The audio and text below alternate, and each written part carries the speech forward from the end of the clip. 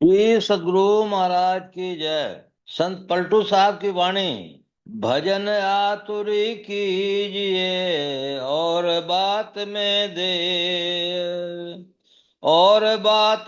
देर जगत में जीवन थोड़ा। मानुष तन धन जात घोड़ धरि करो निहोरा। कांचे महल के बीच पवन एक पंछी रहता। 10 दरवाजा खुला उड़न को नित उड़ चाहता। भाज लीजिए भगवान ही में भल है अपना। आवागमन छूट जाए जन्म की मिटे कल्पना।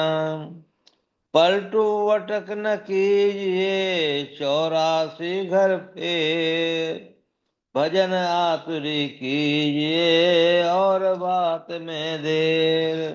पलटू साहब कहते हैं, जगत में अन्य कार्यों में विलंब करके परमात्म भजन अविलंब कीजिए। सांसारिक जीवन क्षणिक है, इसलिए अन्य बातों में देर कीजिए। मनुष्य शरीर रूप संपत्ति निरर्थक चली जा रही है। मैं पांव पकड़कर प्रार्थना करता हूँ कि भजन आतुरी कीजिए। इस शरीर रूपी महल के 10 दरवाजे खुले हैं, जिस होकर जीवात्मा रूपी पक्षी उड़ जाने के लिए नित्य प्रति चाहता है। तात्पर्य है कि शरीर में कब प्राण चेतन निकल जाए यह निश्चित नहीं। अपनी भलाई अपना कल्याण इसमें है कि ईश्वर का भजन करें, जिसमें आवागमन का गमनागमन का चक्र छूटे और जन्म का कलेश मिटे। संत पलटू साहब कहते हैं कि परमात्म भजन में विलंब नहीं कीजिए, अन्यथा 84 लाख योनियों में भटकना पड़ेगा। ये तर्थ अन्य कार्यों में देर करके ईश्वर का भजन शीघ्रता पूर्वक करें। श्री सदगुरु महाराज की जय। श्री सदगुरु महाराज की जय। सदगुरु महर्षि संतसेवी परमहंस जी महाराज के सूक्ति कण बहुत ध्यान दीजिएगा, बड़ा अच्छा है। जो बात बहुत सुनी जाती है वह वही करने के लिए चाहता है। किसी को जिस ओर फेरना हो उस तरह की बात सुनाइए, उस ओर हो जाएगा। अच्छी अच्छी बातों को सुनते सुनते मन अच्छा हो जाता है, अच्छा कर्म करने लगता है। आहा, कितने सुंदर है। जैसे आपकी देह स्थिर रहे तो आपको आराम मालूम होता है, दौड़ने चलने से दुख मालूम होता है। उसी तरह मन स्थिर रहने से सुख होता है। सुखी होने के लिए बाहर का सामान नहीं चाहिए, अपने अंदर मन को समेटो। मन संकल्प विकल्प उसका करता है, जिसको उसने कभी देखा सुना है। जिसके संबंध में कभी कुछ देखा सुना नहीं है, उसका संकल्प विकल्प वह नहीं करता। भ्रमवश रस्सी में सांप को देखना तब हो सकता है जब पहले सांप देखा हो। मन के केंद्रीय रूप को निज मन कहते हैं। ध्यान से सुनिए, मन के केंद्रीय रूप को निज मन आत्ममुखी मन कहते हैं और उसकी किरणों या धाराओं को समस्त शरीर में फैली हुई है। इसे तन मन या शरीर सुखी सुखी मन कहते हैं। जिस प्रकार कमल कमल नाल में बहुत कोमल सूते होते हैं, उससे मस्त हाथी को नहीं बांधा जा सकता, उसी प्रकार दुराग्रह से मन को नहीं रोका जा सकता है। श्री सदगुरु महाराज की जय। वो देखिए लंबा तो है लेकिन बहुत अच्छा है, इसलिए इसको आपको सुनना जरूरी है। मनुष्य सदगुरु महर्षि मई परमहंस जी महाराज जी की वाणी। विषय है मनुष्य अपने स्वरूप को जाने। धर्मानुरागी प्यारी जनता, संसार में जितने प्राणधारी हैं सबको अपना सुख पसंद है। अपने सुख को छोड़कर कोई भी आनंदित नहीं होता। सुख के लिए सभी कोशिश करते हैं, इसके लिए सभी परिश्रम करते हैं। सुख को पहचानना चाहिए। बच्चे खेल कूद में सुख समझते हैं, कुछ दिनों के बाद खेल कूद को छोड़ देते हैं, जिस तरह वे बचपन में खेलते थे। या तो विद्या विद्या अध्ययन करते हैं अथवा घर के कामों में लगते हैं। जवान लोग विषयों में भोगते हैं, उसमें सुख समझते हैं। उम्र बढ़ने पर फिर कुछ ज्ञान ध्यान की बातें समझने लगते हैं और तब इसी में सुख समझते हैं। सबको इस सुख के लिए चेष्टा करनी चाहिए। धर्म को सभी जानते हैं, लेकिन बिना कर्म के धर्म नहीं बनता। सुख के पहले थोड़ा दुख उठाना पड़ता है। होता है शिक्षा पाने के पहले बच्चे शिक्षा पाने में दुखी होते हैं, फिर वे सुखी होते हैं। जो विषय में सुख समझते हैं, उसके बाद जो निर्विषय सुख है, उन्हें उसको भी समझना चाहिए। इलोक के सुख को छोड़ने के परलोक के सुख को शांति होती है। परलोक को पाने के लिए जब दत्तचित्त होते हैं, उसको पाने में तब धीरे धीरे उस सुख को छोड़ते हैं और उधर के सुख को पाने लगते हैं। कितने यहाँ के सुख को सबसे लगे रहते हैं और परलोक के सुख को ख्याल नहीं करते। यह ठीक नहीं है। संतों ने कहा है, परलोक सुख को भी देखो। इंद्रिय जन्य सुख को सुख कहे यह ठीक नहीं है। भौतिक के बाद आध्यात्मिकता है, इसके लिए भी यत्न कीजिए। जो आध्यात्मिकता सुख पाने की कोशिश करते हैं वह धर्मवान होते हैं। वह इस लोक और परलोक दोनों में सुख पाते हैं। हम लोग सुख चाहते हैं, संसार में धनवान प्रतिष्ठावान शक्तिवान आदि रहना बनकर रहे, उसमें कभी दुख ना आवे। सुख दुख की रहे, ऐसा नहीं होता। दुख ना आवे, सुखी सुख रहे, ऐसा नहीं होता। बड़े बड़े हुक्म वाले बड़े बड़े ज्ञानी आए, राज राजेश्वर आए, उन सबको सुख दुख साथ जहाँ भोगना पड़ता है। श्री राम श्री कृष्ण जैसे अवतारी पुरुष को जीवन में भी ऐसा मालूम होता है कि उनको दुख नहीं हुआ। इसलिए परलोक के सुख की ओर देखना चाहिए। हम लोग शरीर और संसार के बंधन में पड़े रहते हैं, इसे छूटना चाहिए। ये ये शरीर स्थूल हाड़ मांस का बना हुआ है, इसकी आयु है। आयु भोग कर 100 या 50 वर्षों में ही ये शरीर छूट जाता है। लेकिन इसके छूटने से ही मुक्ति नहीं होती। जड़ के 4 शरीर होते हैं, वे सभी छूट जाए तब मुक्ति होती है। आयु पूरी होने पर जो शरीर छूटता है, उसे मुक्ति नहीं होती। अपने आखिर में स्थूल शरीर सूक्ष्म शरीर के 4 शरीरों को छोड़ता है, तब मोक्ष होता है, उसको दुख नहीं होता। जीवन काल में जो बंधनों से छूट जाते हैं, वे जीवन मुक्त होते हैं। ऐसे पुरुष भी सत्संग करते हैं। संसार में रहकर वे संसार के उपकार करते हैं। संसार में रहकर भी सुखी रहो, इसके लिए उद्यमी पुरुषार्थी बनो, डरपोक नहीं। जो आलसी है, अनुद्यमी है, वे दुखी होते हैं। जो साहसी पुरुषार्थी उद्यमी और परिश्रमी होते हैं, वे संसार सुख होते हैं और परलोक का यत्न करने पर वहां भी सुख से रहते हैं। रामचरितमानस में है कि श्री राम राज्य करते थे, उनकी सारी प्रजा सुखी थी, उनका राज्य बहुत शेषा था। उन्होंने देखा कि केवल ऐहिक सुख का हो, परलोक सुख नहीं हो, तो प्रजा को अवश्य दुख होगा। इसलिए उन्होंने सभा की और उपदेश किया। यद्यपि उनके गुरु भी उस सभा में थे, जो बड़े ज्ञानी थे। उस सभा में और बड़े बड़े ज्ञानी विद्वान भी थे। उन लोगों ने वहीं कुछ कहलाकर स्वयं कहा, ऐसा ऐसा क्यों? इससे उनको उपदेश देने का बल है और राजा उपदेश देता है। बड़े भाग मानुष तन पावा, सुर दुर्लभ सब ग्रंथ ही गावा। मनुष्य शरीर पाने वाले सभी बड़े भाग्यवान हैं, चाहे वो कोई भी हो। एक नीच कुल के लोग अगर मोक्ष का यत्न करके उसको पाता है, तो उसको सुख जैसा उसको मिलता है। उच्च वर्ग के लोग यत्न करेंगे तो उनको भी वैसा ही सुख मिलता है। आप देखेंगे कि मनुष्य ही बाघ सिंह और हाथी को भी काबू में करके अपने नाच करवाता है। आप जानते हैं कि आराधना के द्वारा देवताओं को भी मनुष्य वश में कर लेते हैं। इसलिए शरीर बहुत उत्तम है, जो कि देवताओं को भी दुर्लभ है। इस शरीर को पाकर यदि आप पशुओं की तरह विषय में लगे रहें, तो क्या होगा? आप किसी रूप को देखकर प्रसन्न होते हैं, शब्द सुनकर प्रसन्न होते हैं। रूप, रस, गंध, स्पर्श, शब्द, ये 5 विषय प्रकार के विषयों को लोग भोगते हैं। इन्हीं विषयों के भोगने में दुख कहते हैं। ये 5 विषय पशु से भी हैं।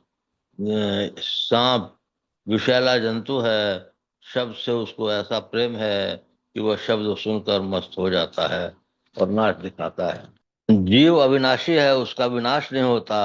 महाभारत का युद्ध प्रारंभ होने वाला था। श्री कृष्ण ने अर्जुन से कहा कि हमको दोनों सेनाओं के बीच में ले चलिए। श्री कृष्ण ने दोनों सेनाओं के बीच में रथ को ले चले। युद्ध के मैदान में दोनों सेनाओं से अपने स्वजन परिवार को देखकर अर्जुन का मोह हुआ। लड़ना अच्छा नहीं है, अर्जुन ने कहा। श्री कृष्ण ने कहा, तुम बुद्धिमान आर्य की भाषा नहीं बोलते हो। अभी युद्ध करने का समय है। यदि तुम युद्ध नहीं करोगे तो लोक में हंसी होगी और परलोक में भी दुख होगा। शरीर को कोई मार सकता है? शरीर के अंदर में जो आत्मा है वह पानी से सड़ती नहीं है, अग्नि में जलती नहीं है, हवा से सूखती नहीं है, अस्त्र से तो भेदन नहीं होता है। मेरा मामा, मेरा दादा कहकर तुम अपने को क्षत्रिय धर्म से नीचे गिराते हो। इस देश में पंजाब प्रांत में बंदा वीर ने अपना पुरुषार्थ दिखाया। वह गुरु गोविंद सिंह का शिष्य था। जब वह मुगल बादशाह को पकड़ा गया तो लोहे के खूंटे में भागकर दबाकर उसका मांस नोचा जाता था, फिर भी वह प्रसन्न था। बादशाह फर्रुखसियार ने कहा, तुम अभी भी प्रसन्न महसूस करते हो, ऐसा क्यों? उन्होंने कहा, तुम्हारे यहाँ श्रीमद् भगवत गीता है। तुम मेरे शरीर को नोचते हो, मुझे नहीं नोच सकते। अध्यात्म ज्ञान के बिना आदमी घबराता है, साहसी नहीं घबराता। समत्व प्राप्त कर युद्ध करो, श्री कृष्ण ने अर्जुन से कहा। समत्व की प्राप्ति समाधि में होती है। इसके लिए श्रवण मनन अवश्य चाहिए। श्रवण मनन से निर्णय हो जाएगा, तब कोई कुछ कर सकता है। निधि ध्यासन ज्ञान के पूरा होने पर पूरा ज्ञान होता है। राम ने प्रजा को उपदेश दिया था, ऐतन कर फल विषय न भाई, स्वर्ग स्वल्प फलंतु दुखदाई। अर्थात मनुष्य शरीर प्राप्त करने के लिए फल विषय भोगना पड़ता है। अगर स्वर्ग का सुख प्राप्त करो तो वह भी थोड़ा है। यहाँ जैसे विषयों से कोई तृप्त नहीं होता, वैसे स्वर्ग में भी विषयों से कोई तृप्त नहीं होता।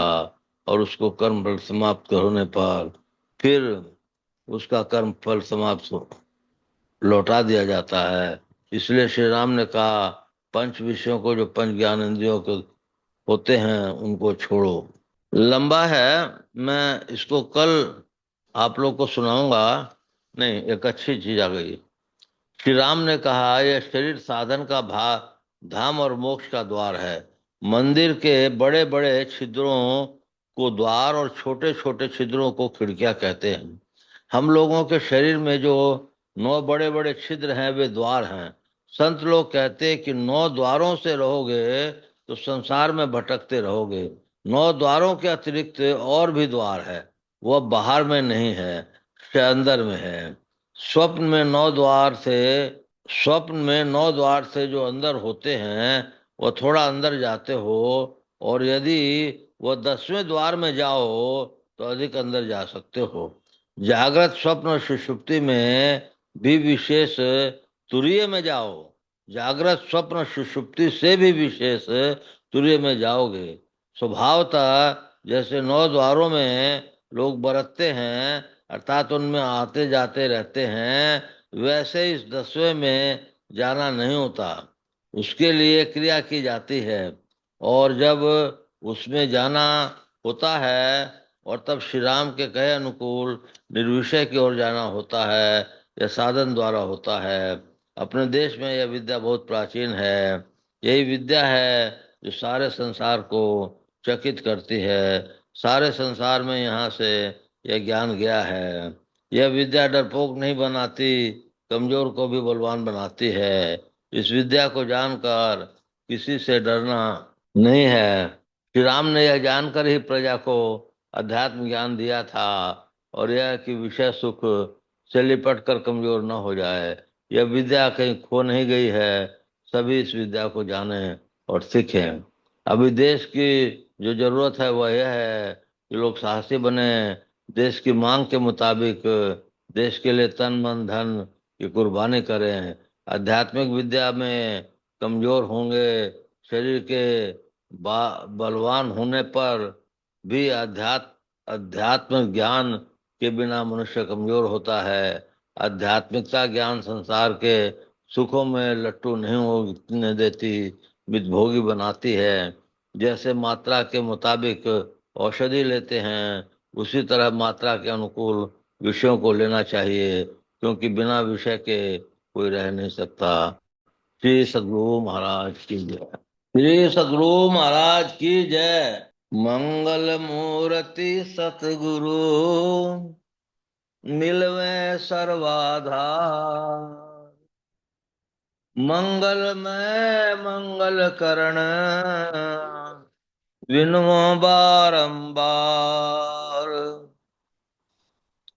धन्य धन्य सद्गुरु सुखद महिमा कही न जाए। जो कछु कहूँ तुमरी कृपा, मोते कछु न बसाए।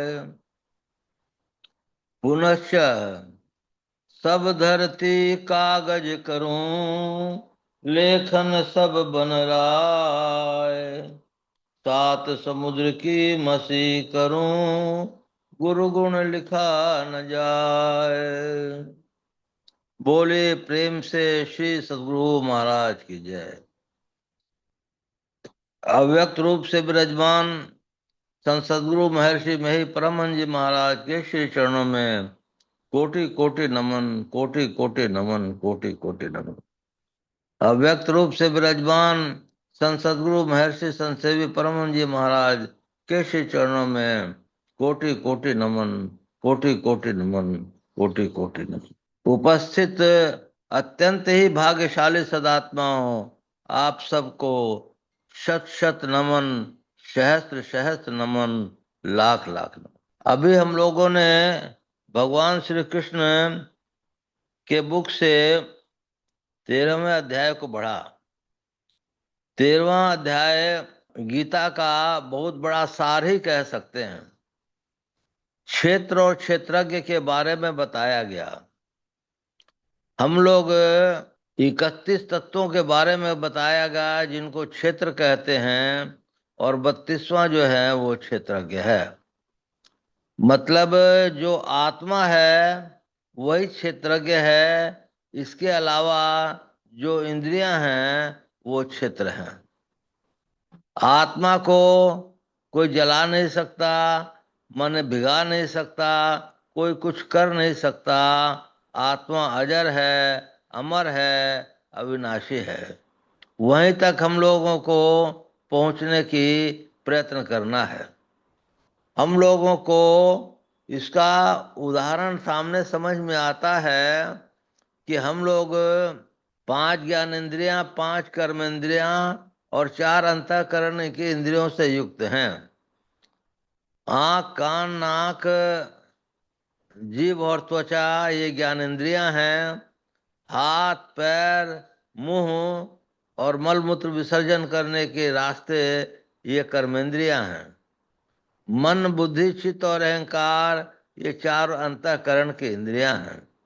तो इस तरह से 14 इंद्रियों को तो हम लोग जानते हैं।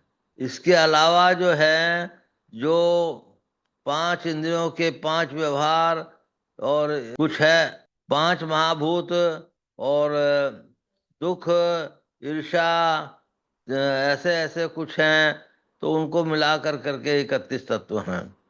मेरे कहने का मतलब ये है कि हम लोगों को आत्म तत्व को जानना चाहिए।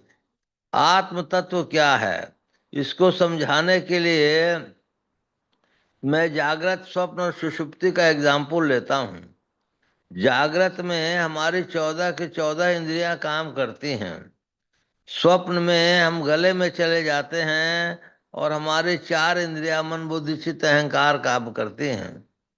और हम गहरी नींद में जाते हैं तो 3 इंद्रियां और खत्म हो जाती हैं, केवल एक चित्त काम करता है।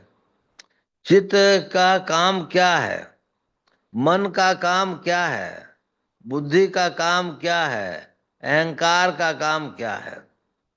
तो आप पाएंगे कि चित्त जो है हिलाने डुलाने का काम करता है। मन जो है दसों इंद्रियों और ज्ञानेंद्रियों को मने उसको कंट्रोल करने का काम करता है।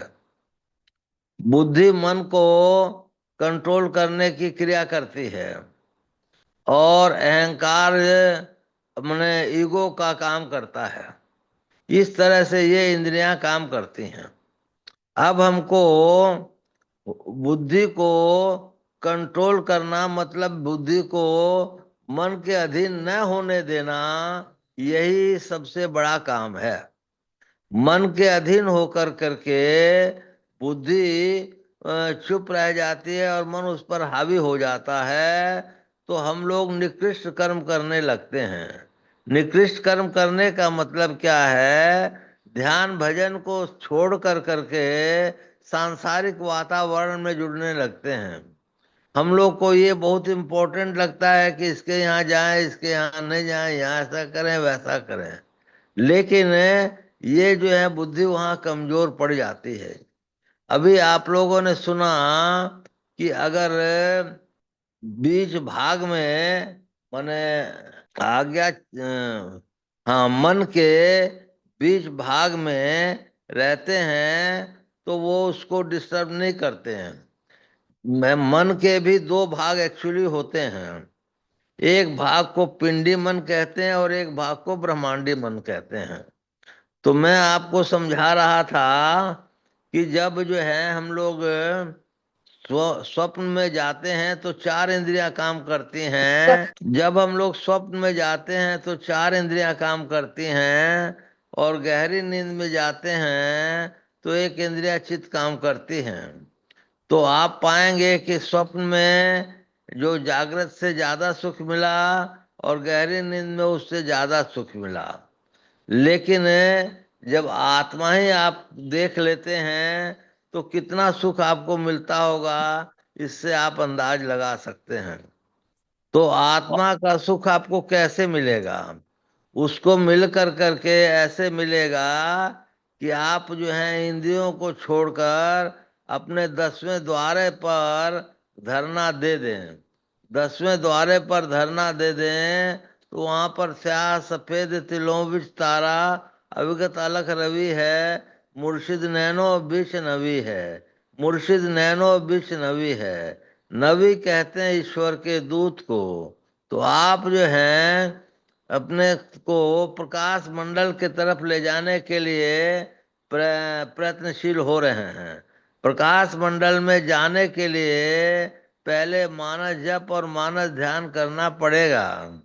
मानस ध्यान में जब जो है स्क्वेज मूर्ति आप आज्ञा चक्र पे ले जाते हैं तो दृष्टि साधन करने की योग्यता आप में आ जाती है।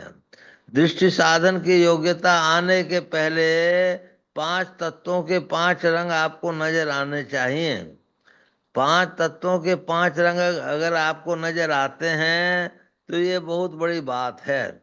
इसके बाद दृष्टि साधन आपका काम पक्का हो गया। दृष्टि साधन की योग्यता पूर्णता पे, लगभग पूर्णता पे आपको दिव्य दृष्टि के दर्शन होते हैं। वो दिव्य दृष्टि आपको जो है आपका सारा ज्ञान जो है करा देती है।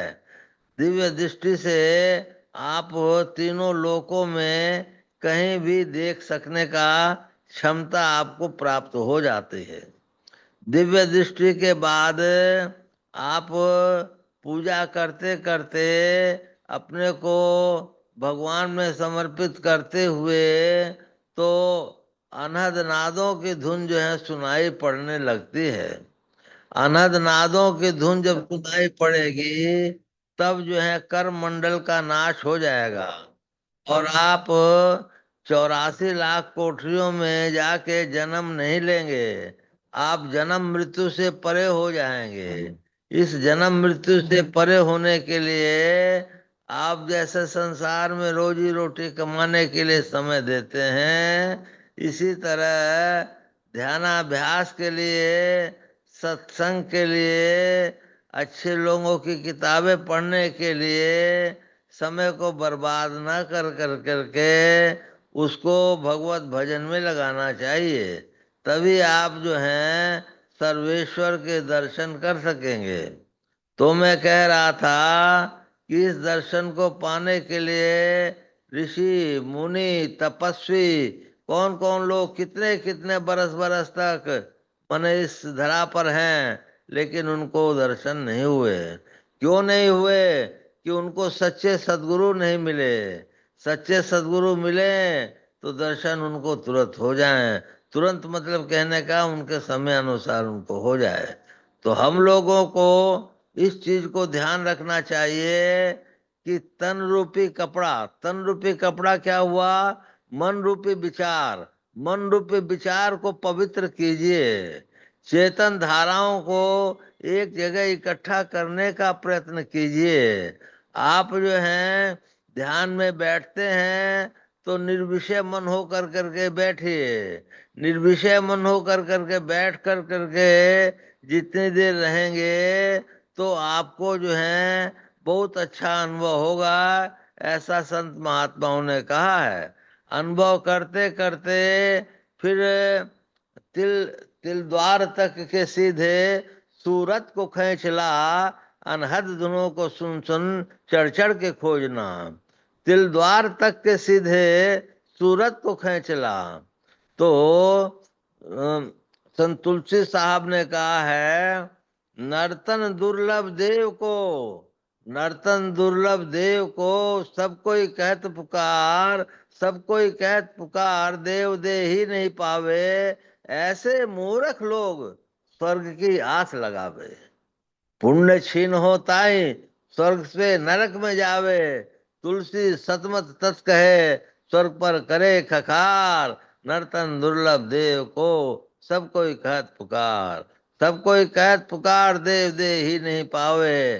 तो इसलिए हम लोगों को मने रास्ता चुनना है। स्वर्ग के नरक को छोड़ करके अपवर्ग का रास्ता छोड़ना है। अपवर्ग के रास्ते को चुनने के लिए हम लोग को ध्यान योग में और नादानुसंधान में प्रयत्न करना चाहिए। ध्यान योग जितना बनेगा उतना ही नादानुसंधान में प्रगति आपको मिलती चली जाएगी। ध्यान योग में पूर्णतः आप प्रतिष्ठ होइए। ध्यान योग करते करते आपको गुरु कृपा होगी। गुरु कृपा होगी तो दूसरा मंत्र नादानुसंधान का मिलेगा और आप उस परम पुरुष परम परमेश्वर के पास जाने का प्रयत्न करेंगे। इसी तरह से आप लोग प्रतिदिन सत्संग में आया कीजिए। मुझे बड़ी खुशी होती है। मैं सब लोगों से निवेदन कर चुका हूँ कि घर में और भी जो सदस्य हों उनको भी आधे घंटे की फुर्सत दिला करके सत्संग में जरूर ज्वाइन कीजिए।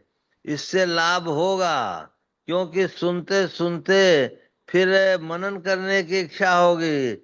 मनन करते करते फिर अनुभव करने की इच्छा होगी और इस तरह से आपका आवागमन छूट जा सकता है। और अगर गुरु की कृपा भी होगी, बोलिए प्रेम से श्री सद्गुरु महाराज की जय।